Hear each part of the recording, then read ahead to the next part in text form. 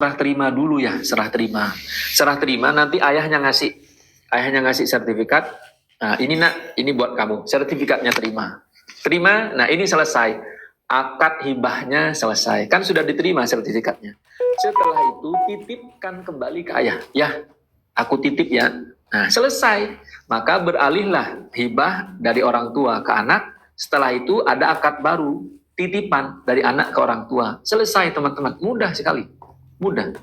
Nah, jangan juga ditanya, kamu kan masih kecil, ngapain sih pegang sertifikat? Enggak ya, serah terima aja dulu. Serah terima, setelah serah terima nanti aku titipin ke ayah. Nah, tidak apa-apa seperti itu. Selesai berarti serah terimanya.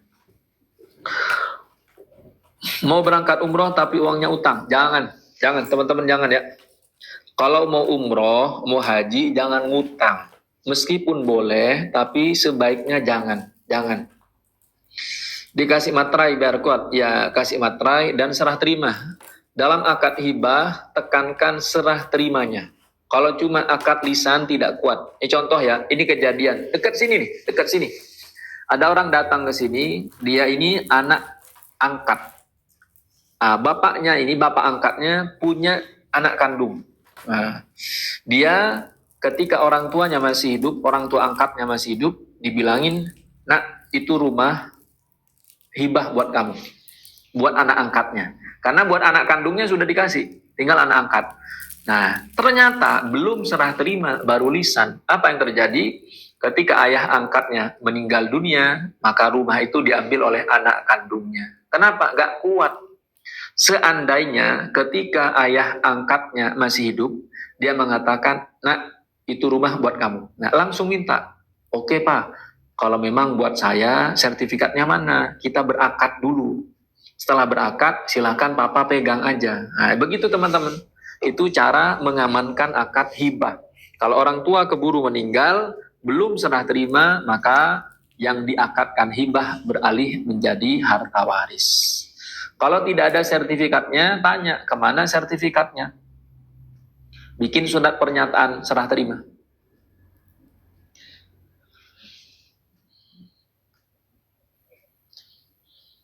Wanita yang tidak puasa Ramadan sebulan full karena nifas, apa boleh hanya bayar fidyah?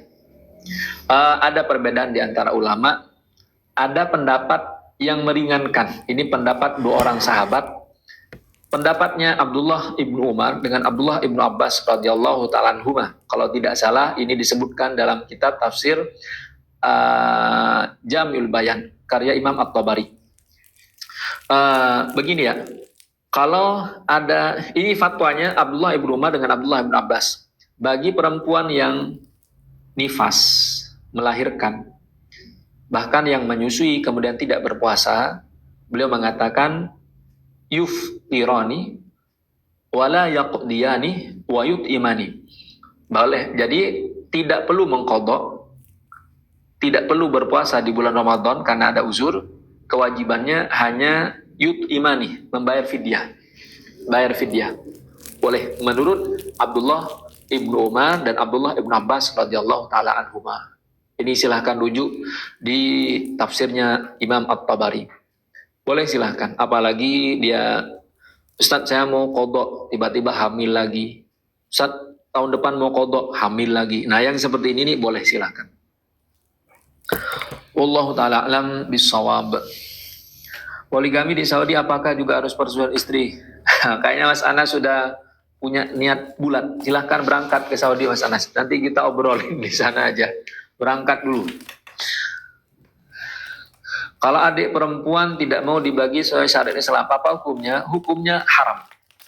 Merubah-rubah hukum Allah itu hukumnya haram, dosa besar. Misal ya teman-teman begini, Ustadz, adik saya gak mau sholat zuhur 4 rakaat.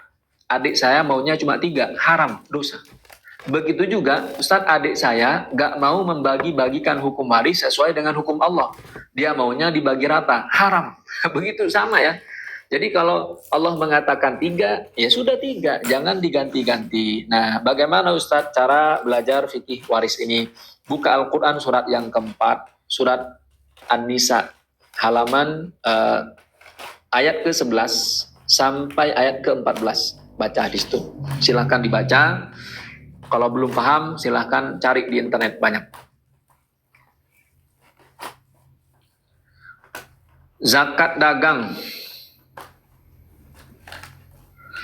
Hitungnya gimana Ustaz? Dikurangi pengeluaran operasional atau? Oh iya, dikurangi. Zakat dagang itu teman-teman hitung. Nih, teman-teman yang punya toko, warung kelontong, yang punya usaha, punya PT, hitung. Apa yang dihitung? Yang pertama modal. Modalnya dihitung. Setelah itu dihitung keuntungan 1 tahun.